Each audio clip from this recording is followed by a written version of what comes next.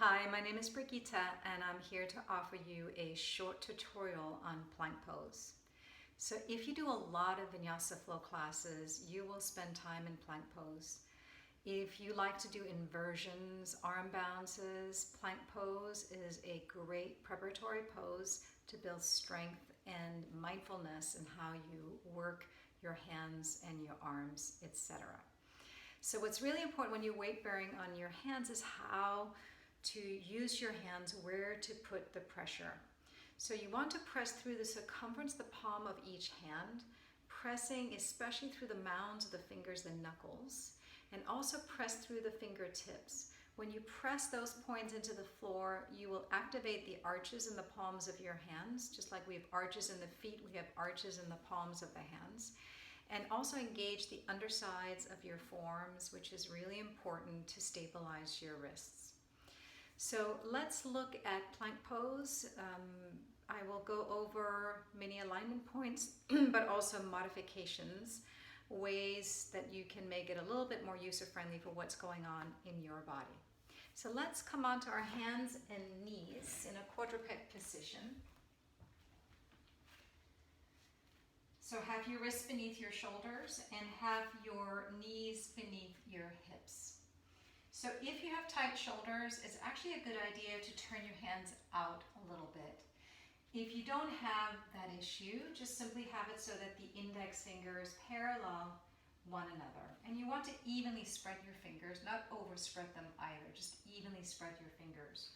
And then root strongly through the circumference, the palm of each hand, through the mounds of the fingers, through the fingertips, and get that sense of rebounding up through the arches and up through the undersides of your forearms.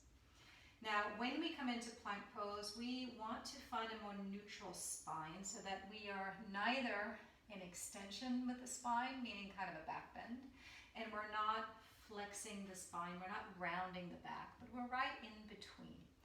So to stabilize your trunk in this position, in this neutral position, you need to firm your belly, front ribs towards your back body. And then broaden across your collarbones, push the floor away from you. But if you simply just push the floor away from you, you might start to round your upper back a little bit too much. So as you push the floor away from you, you're going to couple that up with broadening across your collarbones. Reach your sternum towards your chin. Keep your neck in neutral, keep your neck long. And again, draw your belly, front ribs towards your back body. So moving the frontal torso towards your back body. And then tuck the toes under the left foot and slide the left foot back until the left leg is straight. And make sure you're right onto the ball of that foot. As you press the ball of the foot into the floor, it's easier to maintain that charge in that left leg, pressing the left thigh up towards the ceiling. And then you draw your tailbone in. Again, firm your belly, front ribs towards your back body. And then you just simply straighten the other leg and you're in plank pose. Now there is a bit of a tendency to let the thighs and hips droop. So if you sometimes do that, or you're a teacher and you see students doing that, you simply say press the tops of your thighs up towards the ceiling. And then you might end up with a bit of a sway back. So the counter action would be lengthen the buttocks to your heels. Move your tailbone towards your pubic bone and your pubic bone towards your navel. Now, when we're here for a long time, it's hard to breathe. Maybe we need a break. So the way that you take a little bit of a break, you modify the pose, is by simply bringing your knees down. Now, once your knees are down, there's a bit of a tendency to come into a back bend. So you need to firm your belly, front ribs towards your back body. So once again, stabilize your trunk. And if you have wrist issues, it's a good idea to come onto your forearms, elbows underneath your shoulders. Now, if you have tighter shoulders, it's a good idea to interlace your fingers, or just simply have the palms of your hands facing one another. You can even put a block between your hands. But if you don't have tight shoulders, you can plant your hands flat. And then from your knees, You're going to straighten your legs. If that's too much, sit your knees down. So this is plank pose on your forearms. Okay. Now bring your knees down for a moment. Come into child's pose. Rest. Smooth out your breath.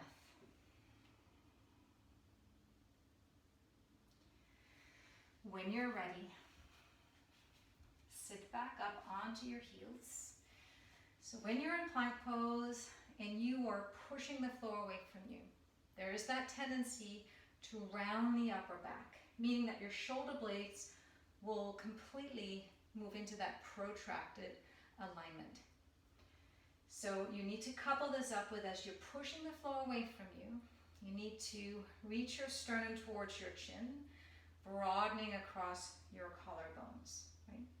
So it's not that the shoulder blades are completely in that neutral position, they're slightly protracted.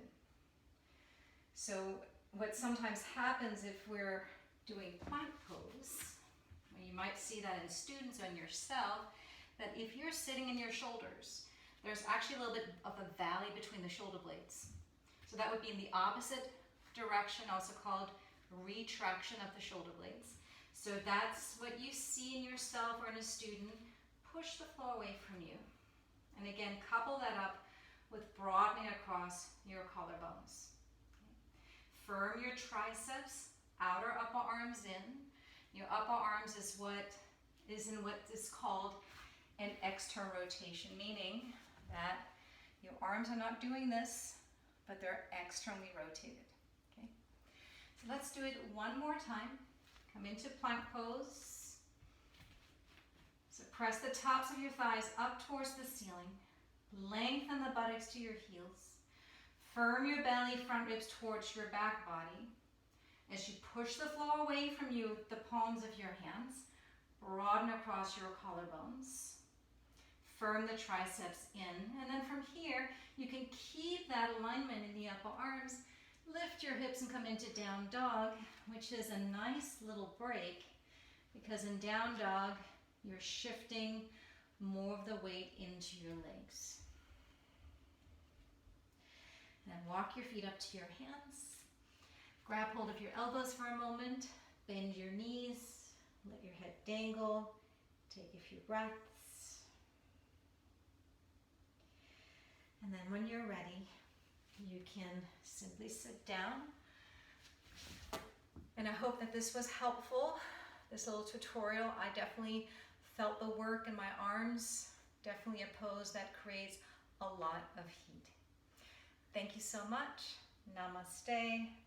Hope to see you around.